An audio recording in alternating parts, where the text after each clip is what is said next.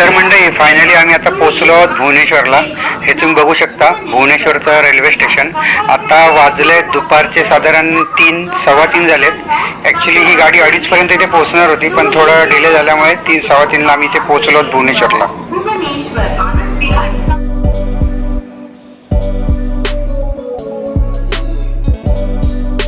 नमस्कार मंडळी, मी संतोष गोसावी आपल्या सगळ्यांचं पुन्हा एकदा स्वागत करतोय माझ्या युट्यूब चॅनलवरती.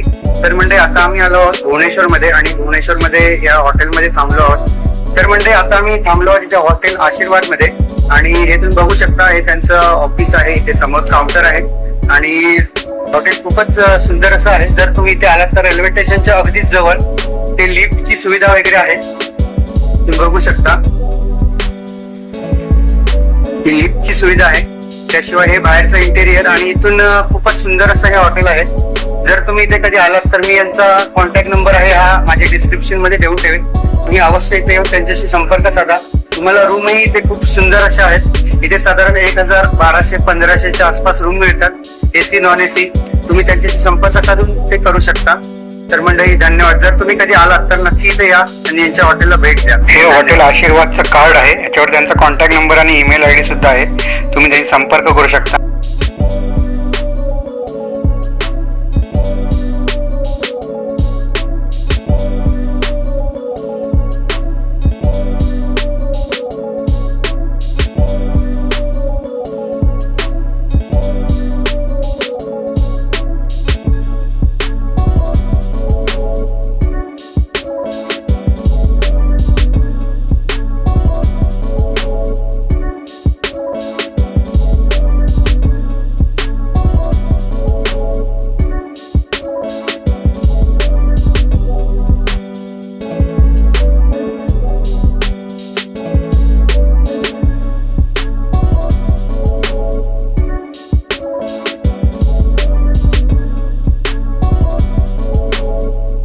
आणि हे बघा, हा आहे बाहेरून त्या हॉटेलचं इंटेरियर, हॉटेल आशीर्वाद डिलक्स.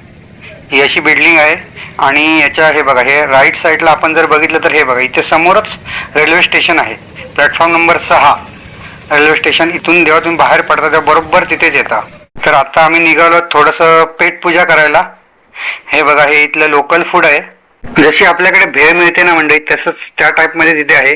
इथे साधारण हे थोड्याफार प्रमाणात कच्चे आणि थोड्याफार प्रमाणात उकळलेलं असं हे कडधान्य आहे, मूग आहे, चणे आहेत, वाटाणे आहेत, असं त्यांचं ते सगळं मिक्स करून ते एक सलाड बनवतात आणि आपल्याला देतात. हे बघा,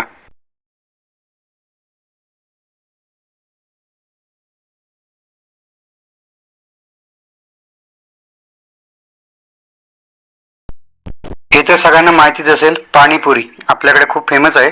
पण इथे जर तुम्ही आलात भुवनेश्वरला म्हणजे ओडिसामध्ये तर याला गुपचूप म्हणतात. इथे तुम्हाला गुपचूप म्हणूनही फेमस आहे पाणीपुरी.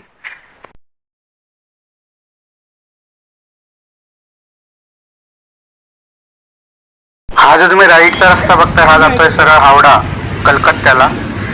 समोरून आम्ही इथून आलो होतो.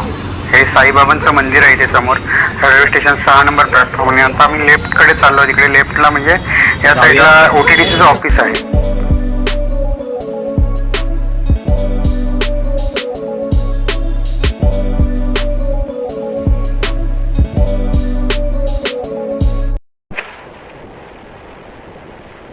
तर मंडळी नमस्कार, मी संतोष गोसावी आपल्या सगळ्यांचं पुन्हा एकदा स्वागत करतो माझ्या एका नवीन व्हिडिओमध्ये.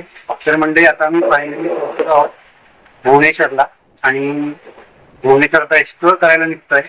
म्हणजे ऍक्च्युली काल संध्याकाळी पोहोचलो होतो तिथे, आणि काल संध्याकाळी उशीर झाल्यामुळे आम्हाला काही एक्सप्लोर करता आलं नाही. तर आता आम्ही सकाळी निघतो तिथे एक्सप्लोर करायला. चला तुम्ही आमच्यासोबत एन्जॉय करून इथला पुढचा प्रवास. आणि जर तुम्ही कधी आलात मंडळी तर शक्यतो इकडे म्हणजे आलात तर नोव्हेंबर-डिसेंबर या दरम्यान या, कारण ते ह्युमिडिटी खूप वाढते. गरमीचा सीझन खूप हार्ड असतो. सो आता आम्ही आलोय तेव्हा गरमी बऱ्यापैकी आहे इथे. तो जर तुम्ही कधी आलात इथे तर अशा म्हणजे पावसाच्या एंडिंगला किंवा थंडीच्या सीझन मध्ये तर तुम्ही हा प्रवास खूप एन्जॉय करू शकता. चला तर मग आता आपण पुढे भुवनेश्वर एन्जॉय करू. तर आम्ही आता इथे आलो होतो नाश्ता करायला सकाळी. हा आहे इथला मसाला डोसा, पेपर मसाला डोसा.